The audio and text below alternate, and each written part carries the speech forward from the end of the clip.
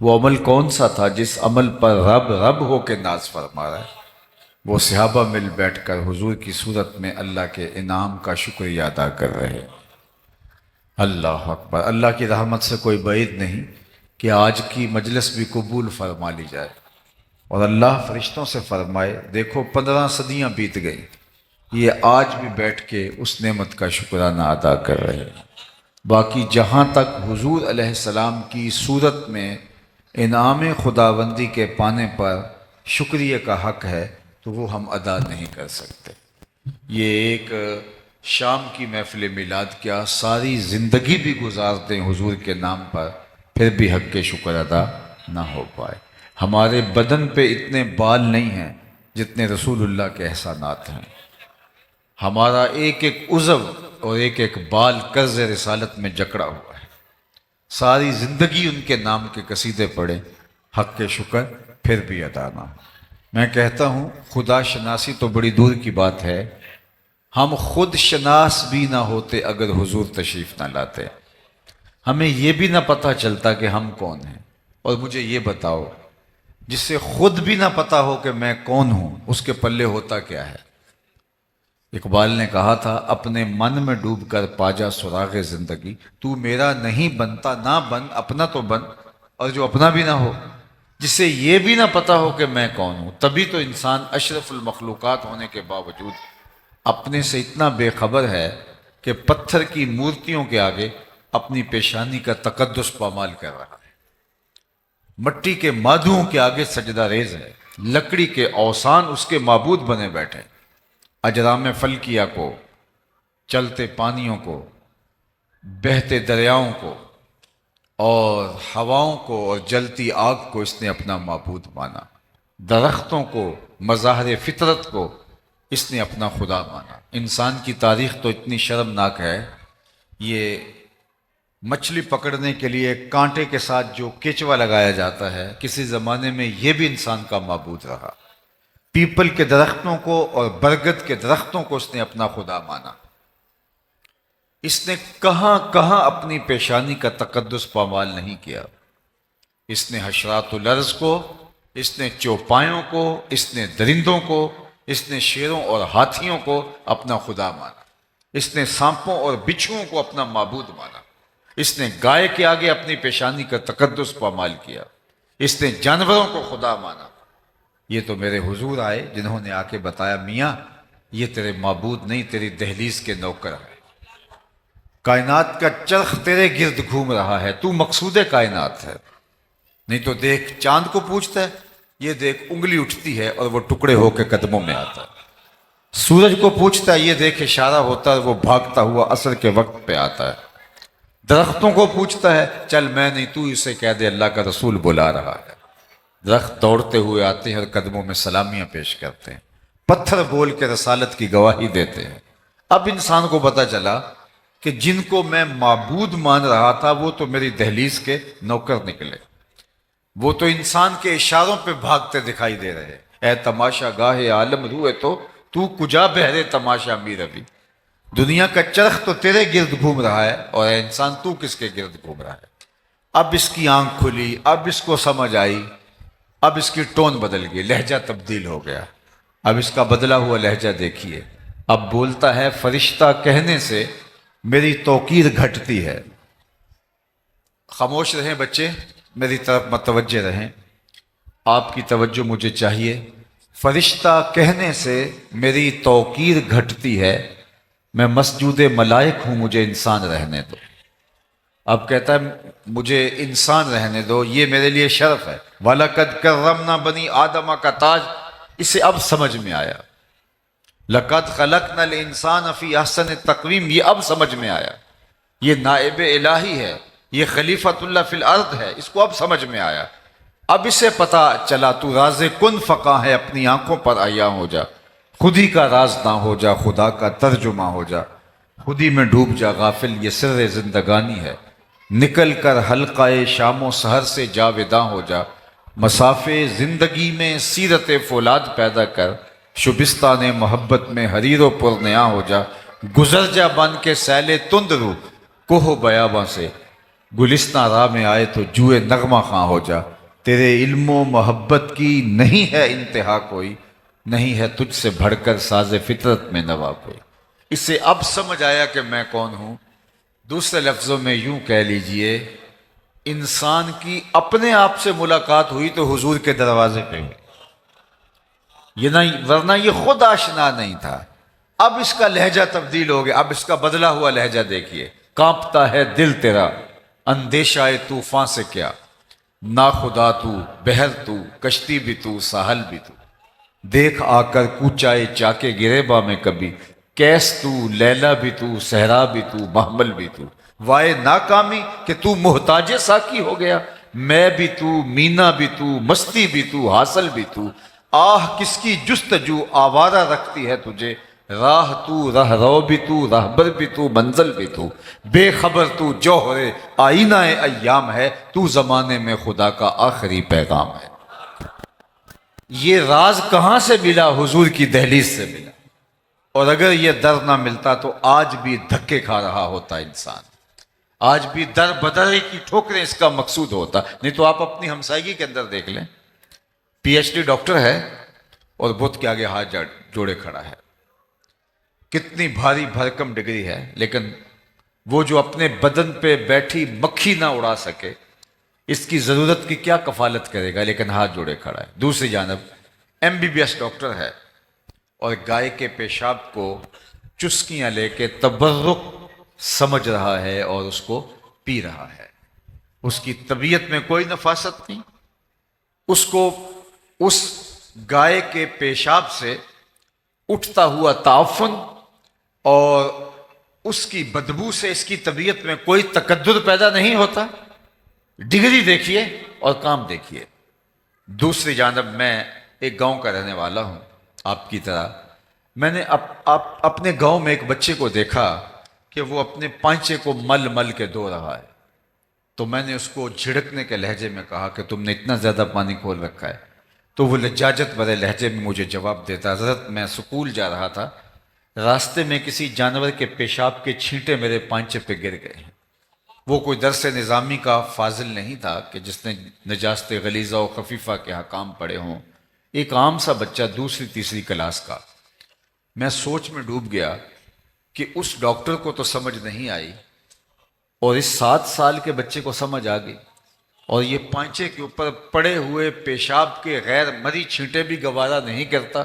تو اندر سے آواز آئی، وہ ہے ڈاکٹر لیکن اس کے ہاتھ میں دامن میرے حضور کا نہیں ہے، اور یہ ہے بچہ لیکن گٹی میں ماں نے پیار حضور کا دیا تھا، لہٰذا تقدس اس کی روح کے اندر تک اتر آیا ہے اور اس کو یہ چھینٹے بھی گوارا نہیں ہے۔ زندگی ملے گی تو میلاد والے رسول کی چوکھٹ سے ملے گی، اگر یہ در نہیں ملا تو سوائے نجاست، سوائے غلاظت، سوائے گندگی کے اور کوئی مقصود نہیں ہوگا۔ اگر پاکیزگی چاہتے ہو، اگر عفت چاہتے ہو، اگر پاک دامنی چاہتے ہو، اگر نفاست چاہتے ہو، اگر شعور، نور اور روشنی چاہتے ہو تو محمد رسول اللہ کی چوکھٹ پہ آنا پڑے گا صلی اللہ علیہ وآلہ وسلم۔ نہیں تو انسانیت آج بھی دنیا کے اوپر اس وقت جو انسانی آبادی ہے وہ 8ویں ارب میں داخل ہو گئی ہے، 7 ارب سے تجاوز کر چکی ہے، اور 7 ارب 8 ارب آبادی میں کوئی 500 سے زیادہ مذاہب پائے جاتے ہیں۔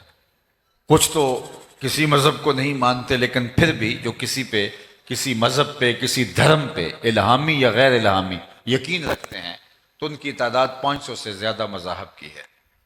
جو دنیا کے اوپر اس وقت میسر مذاہب ہیں، ان کی تعلیمات صحیح ہیں یا غلط ہے، میری اس سے بحث نہیں ہے، لیکن میں اور آپ ذرا تصور کیجئے 8 ارب آبادی میں 500 سے زیادہ مذاہب، اور اللہ نے ہمیں اسلام میں پیدا کیا، مسلمانوں کے گھر پیدا کیا۔ ہم نے کوئی ٹوکن دیا ہوا تھا؟ ہم نے اس لیے کوئی محنت کی ہوئی تھی کہ ہم مسلمانوں کے گھر میں پیدا کیا گیا؟ یہ محض اس کا کرم ہوا، اور ہمارے والد صاحب مسجد سے مولانا کو بلا لائے اس وقت کہ جب ہم حرف و صوت سے بھی آشنا نہیں تھے، ابھی ماں کی بولی بھی سمجھ نہیں لگے تھے، پر مولانا نے آ کے کان میں عربی میں اذان دی گویا وہ مبارک دے رہے تھے کہ مبارک کو تو حضور کا غلام بن کے آ رہا ہے، شاہوں سے ملا ہے نہ تونگر سے ملا ہے، اللہ کا عرفان اسی در سے ملا ہے، اوروں کو ملا ہے تو مقدر سے ملا ہے، مجھ کو تو مقدر بھی تیرے در سے ملا ہے، میری خوش بختی کہ میں تیرا امتی، یہ میرے مقدر ساری زندگی اس نعمت کا شکریہ ادا کرتے رہے، حق شکر ادا نہ ہو۔ یہ ایک دن کی محفل میلاد کیا، ساری زندگی ان کے نام لگا دیں، حق شکر ادا نہ ہو۔ چونکہ ہمیں اللہ نے یہ سعادت نصیب فرمائی، 12 نبیوں نے آرزویں کی ہیں، کتب میں آتا ہے حضور کی امت میں ہونے کے لیے 12 پیغمبروں نے آرزویں کی، ہم نے تو کوئی آرزو نہیں کی تھی۔ اللہ اکبر، نبی منتظر رہے، کوئی ہاتھ پھیلا کے دعا مانگتا رہا، ربنا وابعث فیہم رسولا، مالک آنکھیں بوڑھی ہو گئیں اب اسے بھیج بھی دے۔ کوئی کہہ رہا ہے مبشرم برسول یات من بعد اسمہ احمد، چلو میں نام بھی بتا دیتا ہوں، یہ حضرت عیسیٰ تھے، لوگوں میں نام بھی بتا دیتا ہوں، ان کا نام احمد ہوگا۔ ایک حواری کھڑا ہوا، حضرت جس کے قصیدے آپ بھی پڑھ رہے ہیں، کیا آپ سے بھی افضل ہوگا؟ ہر مرید سوچتا ہے میرے پیر کا جوڑ نہیں ہے، ہر شاگرد کہتا ہے میرا استاد تو پھر میرا استاد ہے، کارکن کہتا ہے میرے لیڈر کا مقابلہ ہے ہی نہیں، امتی بھی سوچتا ہے میرا نبی تو پھر میرا نبی ہے۔ لیکن جب نبی خود قصیدے کسی کی پڑھ رہا ہو تو حیرت تو ہوگی۔ تو حواری نے کہا حضرت جس کے قصیدے آپ بھی پڑھ رہے ہیں کیا آپ سے بھی افضل ہوگا؟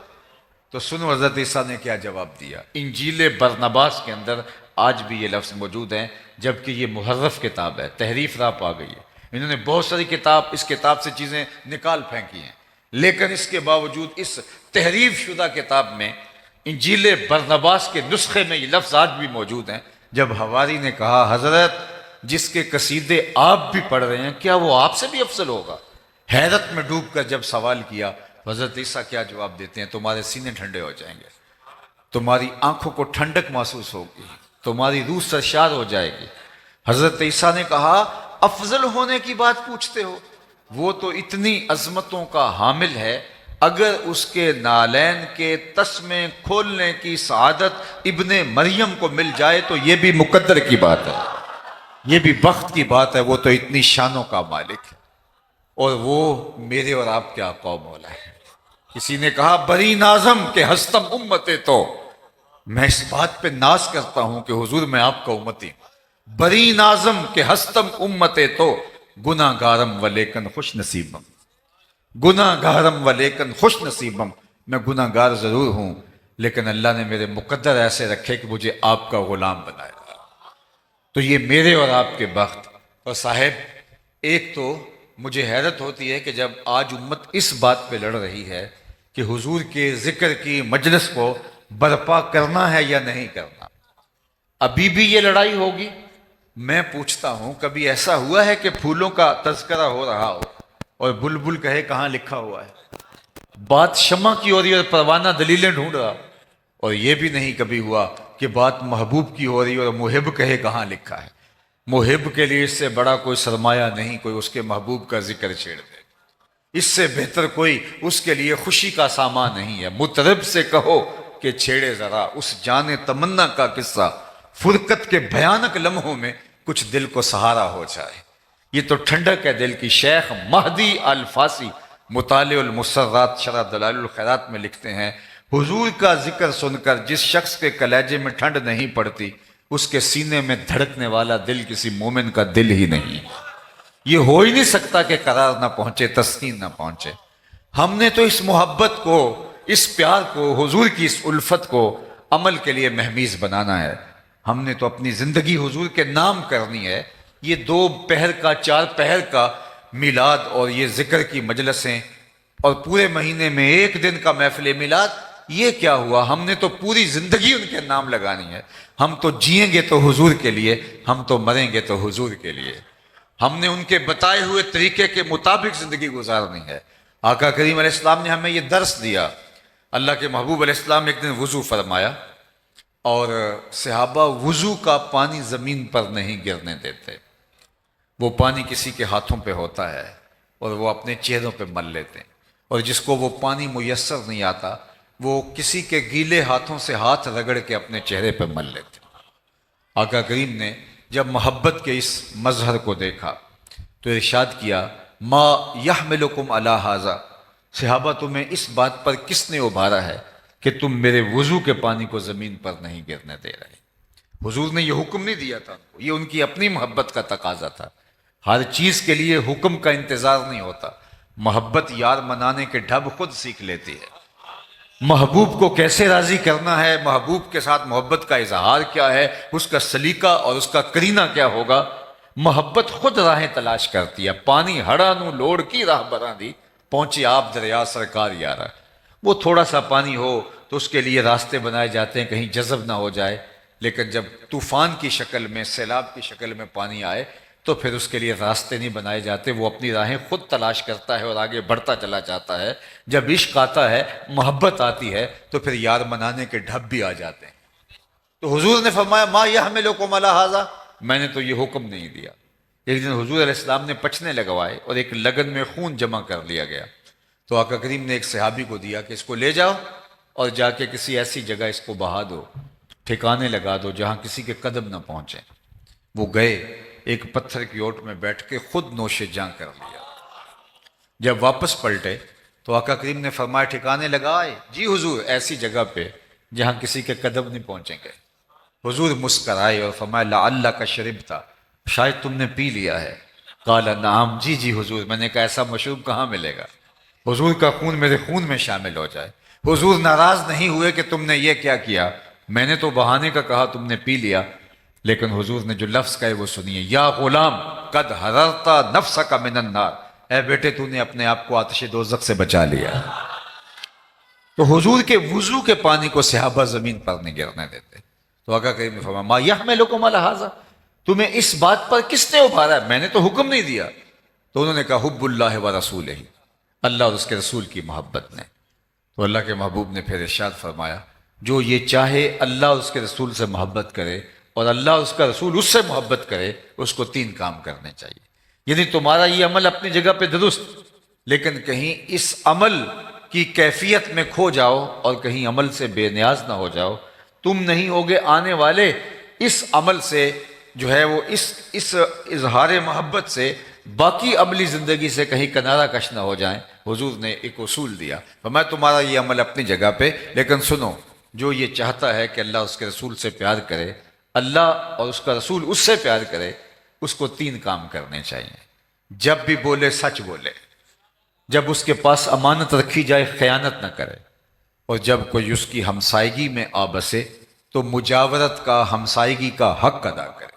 یعنی تمہارا وہ عمل اپنی جگہ پہ کہ میرے وضو کے پانی کو تم زمین پہ نہیں گرنے دیتے، لیکن محبت کہیں یہی نہ رک جائے اور میرا لایا ہوا نظام کہیں تمہاری نظروں سے اوجھل نہ ہو جائے، آنے والوں کی نظروں سے اوجھل نہ ہو جائے۔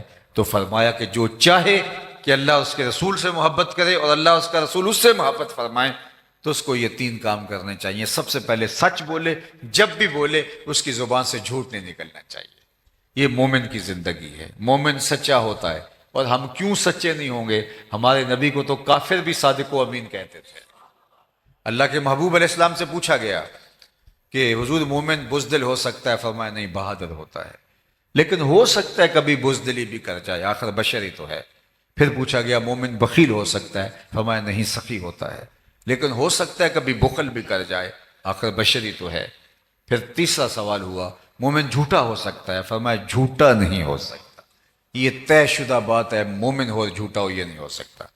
میں اور آپ اپنے اندر اتر کے دیکھیں، اگر بات بات پہ جھوٹ بولتے ہیں تو پھر کاہے کا اسلام اور کاہے کا دین؟ ہمیں تو بتایا گیا ہے کہ تمہاری زبان سے سچ کے علاوہ کچھ نہ نکلے۔ اللہ اکبر! جو شخص جھوٹ بولتا ہے اس کے منہ سے بدبو نکلتی ہے، جو عام لوگ تو نہیں سونگھ پاتے، لیکن اللہ کے نورانی فرشتے اس کو سونگھتے ہیں، اس کو محسوس کرتے ہیں اور 1 میل پیچھے ہٹ جاتے ہیں۔ اب مجھے بتائیے، جو رحمت کا پارسل لے کے رحمت کی ڈلیوری دینے ہمارے گھر آ رہے تھے، تو گھر سے نکلتے ہوئے بدبو کے بھبوکوں کی وجہ سے پیچھے ہٹ گئے۔ اور اگر گھر میں باپ بھی جھوٹ بولتا ہے، ماں بھی جھوٹ بولتی ہے، بچے اور بیٹیاں بھی جھوٹ بولتی ہیں اور بہویں بھی جھوٹ بولتی ہیں، وہاں سے تو جو ہے وہ بدبو کے بھبوکے اٹھ رہے ہوں گے، فرشتے کتنے دور چلے گئے ہوں۔ تو اب گھر میں بے برکتی، نحوست اتر آئی، چونکہ جو فرشتے لانے والے تھے رحمت، وہ باہر شہر سے کھڑے ہیں۔ اور ہم نے سمجھا شاید کسی نے تعویذ ڈال دی ہے، ہم نے سمجھا شاید کسی نے ٹونا کر دیا، ہم بھاگے عامل کے پاس، اور عامل صاحب تو ٹھیا لگا کے بیٹھے اسی کام کے لیے تھے۔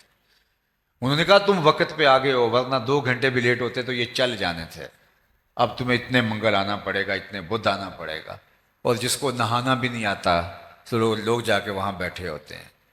مسئلہ کیا ہے؟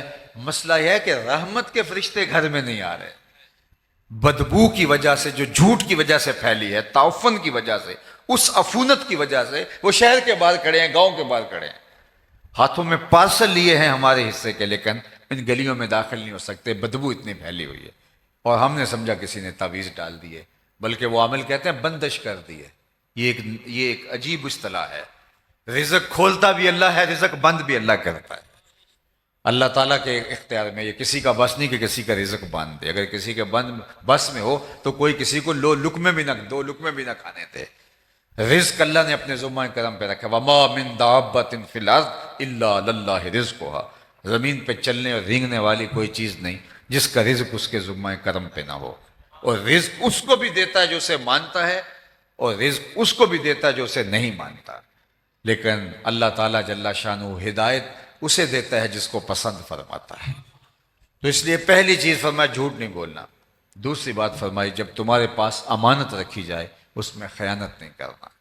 اللہ اکبر، کوئی چیز رکھی جائے امانت کے طور پہ، وہ مرئی چیز ہو، مبصر چیز ہو، یہ تو بڑی بات ہے۔ ہمارے دین نے تو ہمیں یہاں تک بتایا کہ اگر تم سے کوئی بات کرے اور بات کرتے ہوئے دائیں بائیں دیکھے تو اس کا مطلب یہ ہے وہ چاہتا ہے کہ یہ میری بات کوئی اور نہ سنے، فرمایا تمہارے اوپر وہ بھی واجب ہے کہ اس بات کو کسی تک نہ پہنچے۔ تمہارے سے کوئی بات کرتا ہوا دائیں بائیں دیکھے تو وہ بات بھی امانت بن جاتی ہے، چاہے جائے کہ کوئی چیز لا کے تمہارے پاس رکھے اور بعد میں تم ہڑپ کر کے بیٹھ جاؤ اور تمہاری دینداری میں فرق ہی نہ آئے، لوگوں کی جائیدادوں پہ قبضہ کر جاؤ، لوگوں کی زمینوں پہ قبضہ کر جاؤ، لوگوں کے گھروں پہ قبضے کر جاؤ، لوگوں کا مال کھا لو، اور پھر بعد میں عمرے اور حج کرو۔ وہ عمرے اور حج اس کھائے ہوئے مال کا کفارہ نہیں ہو سکتے، یہ دینا ہی پڑے گا۔ جس نے کسی کی 1 انچ بھی دبائی، کل قیامت کے دن 7 زمینوں کا توق اسے گلے میں ڈال دیا جائے گا، اس دن تو ایک عمل کا حساب ہونا ہے۔ تو امانت اگر تمہارے پاس رکھی جائے تو اس میں خیانت نہیں کرو گے۔ اور تیسری بات فرمائی کہ جو ہمسائے ہیں ان کے حقوق کا خیال رکھنا۔ اللہ اکبر، میں جو اللہ اور پچھلے دن پر ایمان رکھتا ہے وہ مہمان کی تعظیم کرے اور ہمسائے کی تکریم کرے۔ اللہ اکبر، فرمایا اللہ کے محبوب نے مجھے ہمسائے کے بارے میں اس قدر تاکیدات کی گئیں کہ مجھے لگا کہیں مال کے اندر، جائیداد کے اندر، وراثت کے اندر حقدار نہ ٹھہرا دیا جائے، اس قدر مجھے جو ہے۔ اور جو ہمسایہ ہوتا ہے وہ 40 گھروں تک ہوتا ہے، صرف ہمسایہ وہ نہیں ہے جس کی دیوار لگتی ہے، 40 گھروں تک ہمسایہ ہوتا ہے۔ اور ہم نے تو یہ سنا ہے اگر ہمسایہ بھوکا سو جائے 40 دن نماز قبول نہیں ہوتی۔ ہم کون سا دین لیے پھرتے ہیں؟ لوگوں کی زندگیوں کو تنگ کیا ہوا ہے اور ہم دیندار بنے، لوگوں کو اذیت دے رہے ہیں اور ہم دیندار بنے ہوئے ہیں، لوگوں کی زندگیوں کو جہنم بنا کے خود جنت کے طالب ہیں۔ ہم نے اگر جنت پانی ہے تو لوگوں کی زندگیوں کو جہنم نہیں، لوگوں کی زندگیوں کو دنیا پہ جنت بنانا ہوگا۔ اور جنت کا بھی نقشہ مولوی صاحب نے کوئی اور ہی پیش کر دیا ہے۔ ہر وقت جنت، جب مولوی صاحب جنت کا ذکر کرتے ہیں تو سوائے حور سے نیچے لینڈنگ ہی نہیں ہوتی ان کی، اور حور کے جس طرح نقوش بیان کر رہے ہوتے ہیں، حور ایک حقیقت ہے، ہمارے واقعہ میں اس کا انکار نہیں کرتا، لیکن کیا پوری جنت کے اندر صرف اللہ نے حور ایک بنائی ہے، اور مولوی صاحب اس کو جس طرح سے جو ہے وہ پیش کر رہے ہوتے ہیں۔ سنو جنت کا نقشہ قرآن نے بیان فرمایا، ذرا وہ بھی سنو۔ لا یسمعون فیہا لغوا ولا تاثیما، جنت ایسا مقام ہے جہاں سننے کے لیے آپ کو ایسی بات نہیں ملے گی جو آپ کی طبیعت پہ بوجھ ہو، آپ کے کانوں پہ بوجھ ہو۔ ہم باہر جنریٹر لگا دیا اور اپنی تو کھڑکیاں بند کر لی اور ہمسائے کی کھڑکیاں بھی نہیں ہیں، اور گرمی الگ ہے اور ہم چین سے سو گئے، اور اس جنریٹر کے شور نے ہمسائے کو اذیت میں مبتلا کر رکھا ہے، اور ہم سمجھتے ہیں کہ جناب ہم تو چین کی نیند سوئے اور ہم جنت کے مستحق ہیں، ہم اس لیے سو گئے صبح اٹھ کے ہم نے نماز جماعت سے پڑھنی ہے۔ تو جو ساری رات اس کو جو ہے اس شور و غل کی سولی پہ لٹکائے رکھا، اس کا حساب کون دے گا؟ جنت کا یہ نقشہ ہے، لا یسمعون فیہا لغوا ولا تاثیما، وہاں کوئی لغو بات اور جس کو اسم کہا جا سکتا ہے، گناہ کا جس پر اطلاق ہو سکتا ہے، وہ جنت کا نقشہ نہیں ہے۔